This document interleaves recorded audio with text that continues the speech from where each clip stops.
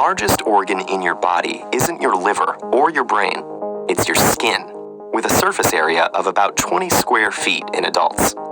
Though different areas of the skin have different characteristics, much of this surface performs similar functions, such as sweating, feeling heat and cold, and growing hair. But after a deep cut or wound, the newly healed skin will look different from the surrounding area, and may not fully regain all its abilities for a while, or at all. To understand why this happens, we need to look at the structure of the human skin. The top layer, called the epidermis, consists mostly of hardened cells, called keratinocytes, and provides protection. Since its outer layer is constantly being shed and renewed, it's pretty easy to repair. But sometimes a wound penetrates into the dermis, which contains blood vessels and the various glands and nerve endings that enable the skin's many functions. And when that happens, it triggers the 4 overlapping stages of the regenerative process. The first stage, hemostasis, is the skin's response to 2 immediate threats: that you're now losing blood and that the physical barrier of the epidermis has been compromised. As the blood vessels tighten to minimize the bleeding in a process known as vasoconstriction, both threats are averted by forming a blood clot. A special protein known as fibrin forms crosslinks on the top of the skin, preventing blood from flowing out and bacteria or pathogens from getting in. After about 3 hours of this, the skin begins to turn red, signaling the next stage, inflammation.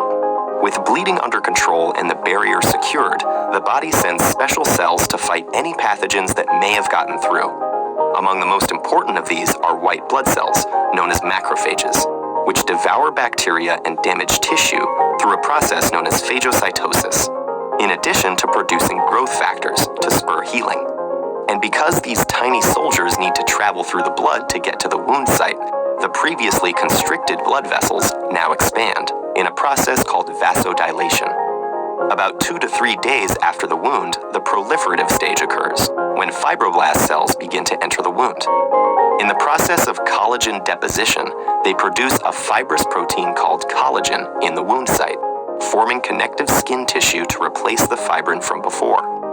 As epidermal cells divide to reform the outer layer of skin, the dermis contracts to close the wound.